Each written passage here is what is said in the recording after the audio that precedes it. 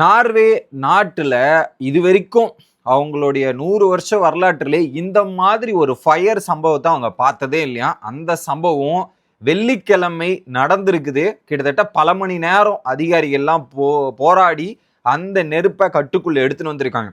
அதுல ஒரு தீயணைப்பு வீரர் இருக்காரு பாத்தீங்களா, அவரு வேற மாதிரி ஒரு சாக்ரிஃபைஸை பண்ணியிருக்கிறார். அது என்ன அப்படின்றதையும் தெல்ல தெளிவா அந்த வீடியோல பார்க்க போறோம்.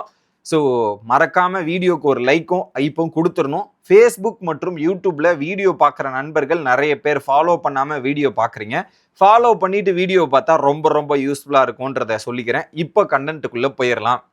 நார்வேவோட நாட்டில் கேபிட்டல் சிட்டி ஓஸ்லோ. அங்கிருந்து பார்த்தீங்கன்னா சதன் சைடில் ஒரு 34 கிலோமீட்டர் தள்ளி அங்கே ஒரு ஏரியா இருக்கு. அந்த ஏரியாவோட பேர் வந்து கிரொக்ஸ்டோ டெல்வா. கொஞ்சம் அந்த நேம் வந்து ப்ரொனன்சியேஷன் தப்பாக இருக்கும், மன்னிச்சுக்குங்க. அந்த ஏரியாவில் வந்து பார்த்தீங்கன்னா கரெக்டாக வெள்ளிக்கிழமை 3:30 மணிக்கு சாயந்தரம் வந்து பார்த்தீங்கன்னா அங்கே வந்து ஒரு ஹவுஸ் இருக்குது. ஓகே, அந்த ஹவுஸில் வந்து ஒரு டவுன் ஹவுஸ்ன்ற மாதிரி ஹவுஸில் அங்கே இனிஷியலாக வந்து பார்த்தீங்கன்னா ஃபயர் ஆரம்பிக்குது. அதுவும் கரெக்டாக அந்த ஃபயர் அந்த ஹவுஸ் வந்து பார்த்தீங்கன்னா ஹில் சைடில் அந்த கார்னரில் அந்த ஹவுஸ் இருந்துருக்குது. அந்த ஃபயர் ஆரம்பித்த உடனே அந்த வீட்டிலிருந்து அப்படியே அந்த ஃபயர் வந்து கொஞ்சமாக பரவ ஆரம்பிக்குது. பக்கத்து வீடுகள்லையும் அங்கே இருக்கிற ஹில் சைட்லையும் எல்லா இடத்துலையும் பரவ ஆரம்பிக்குது. அன்னைக்கு கிளைமேட்டுமே வந்து பார்த்தீங்கன்னா ரொம்ப ஏகப்பட்ட காற்று வீசி இருக்குது. ஹெவியாக வந்து விண்டு வீசி இருக்கிறதால, காற்று வீசினதால அங்கே அந்த காற்று மூலியமா அந்த ஃபயர் அப்படியே பக்கமாக பரவி இருக்கு. அப்படி பரவி பக்கத்தில் இருக்கிற அந்த ஹில்ஸ்லையும் பரவி இருக்கு. இன்னொரு பக்கம் அந்த வீடுகள் வழியிலையும் நுழைஞ்சிருச்சு மொத்த ஃபயருமே ஹெவியா.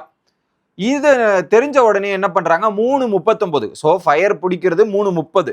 9 நிமிஷத்துலேயே வந்து பார்த்தீங்கன்னா அங்கே வந்து சிக்னல் கொடுக்குறாங்க. அங்கே வந்து தீயணைப்பு துறைக்கு எமர்ஜென்சியாக கால் போகுது. அங்கே சொன்ன உடனே வித்தின் கொஞ்ச நேரத்திலேயே பார்த்தீங்கன்னா அங்கே வீரர்கள் வந்துட்டாங்க. ஒரு 80 ஃபயர் ஃபைட்டர்ஸ் வந்தாச்சு. இன்னொரு பக்கம் ஹெலிகாப்டர்ஸ் வந்து ஒரு 6 ஹெலிகாப்டர் வந்துருச்சு. வந்து பார்த்தீங்கன்னா இதை வந்து இது பண்ணணும், கண்ட்ரோல் பண்ணணும்னு முயற்சி பண்ணுறாங்க. பட் ஒவ்வொரு வீடும் பக்கமா இருந்தது. ஸோ ஒரு வீடு இருப்பிடிங்கன்னா அதை ஸ்லைட் ஆகிட்டு வரும்போது இன்னொரு பக்கம் ஸ்லைட் ஆகி வரும்போது அந்த கார்னர்ல வீடு மாறி பரவி அப்படியே வரிசையா போயிருது. ஸோ இதுல 100க்கு மேற்பட்ட வீடுகள் வந்து அப்படியே பட்டுன்னு தீ பிடிச்சிருக்கு வரிசையா. இவங்களும் வந்து பாத்தீங்கன்னா கண்ட்ரோல் பண்ண ட்ரை பண்றாங்க. காத்து வீசுறதால அது ஹெவியா பரவிக்கிட்டே போகுது. அதுக்கப்புறம் பாத்தீங்கன்னா கிட்டத்தட்ட 5 மணி நேரம் போராடி இருக்காங்க. 1 மணி நேரம் 2 மணி நேரம்ல 5 மணி நேரம் போராடினதுல வந்து பாத்தீங்கன்னா அதுல 100 வீடு பாதிக்கப்பட்டுச்சு. அந்த வீட்டுல இருந்தவங்க கிட்டத்தட்ட 400 பேரு பாதிக்கப்பட்டிருக்காங்க, அதுல டேமேஜ் ஆயிருக்காங்க. பட் இதுல ஒரு நல்ல விஷயம் என்ன அப்படின்னு பாத்தீங்கன்னா, ஒருத்தருக்கும் காயமோ இந்த மாதிரி பாதிப்புகள் இல்லை. யாருமே இறந்து போற நிலைமையில யாருமே இல்லை. நோ கேஷுவலிட்டிஸ் ஃபவுண்ட் அப்படின்ற நிலைமைக்கு வந்துருச்சு. That was safe. மற்றபடி ஒரு சில இன்ஜுரிஸ் தான், ஒரு 10-12 பேருக்கு மட்டும்தான் இன்ஜுரிஸ் ஆன மாதிரி தகவல் வருதை தாண்டி யாரும் இறந்து போல அப்படின்றத சொல்றாங்க.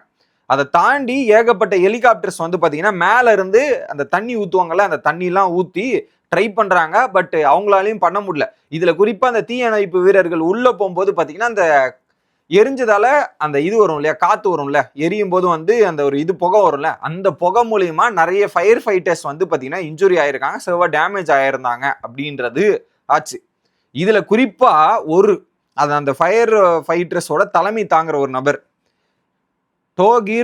டார்கிர் ஆண்டர்சன் அப்படின்ற நபர் வந்து பார்த்தீங்கன்னா அவருடைய ஹவுஸுமே அந்த 100 ஹவுஸ்ல ஒரு ஹவுஸ், அவருடைய ஹவுஸ் எரிஞ்சு போச்சுன்னு தெரிஞ்சும் அதெல்லாம் மீறி எனக்கு என் ஹவுஸை விட என் கடமை தான் முக்கியம், என்னால் பல பேரை காப்பாற்ற முடியுமான்றதை தெரிஞ்சு பல ஹவுஸை காப்பாற்றுறதுக்கு முயற்சி பண்ணார்ல, அது வந்து ஒரு பாராட்டத்தக்க விஷயம். அது எவ்வளோ பெரிய விஷயம்னா, நிறைய பேர் வீடுன்றது பல பேரோட கனவு. அதை வந்து ஆசையாக கட்டியிருப்போம், இதெல்லாம் பண்ணியிருப்போம். அது ஒரு எரியுதுன்னும் போது அதெல்லாம் பொருட்படுத்தாமல் அவர் காப்பாற்றினார்ல, அவருக்கு ஒரு பெரிய சல்யூட் கொடுத்துடலாம். அவருடைய பேர் வந்து எல்லாரும் புகழ்கிற நிலைமையில இருந்துட்டு இருக்கு இப்போ.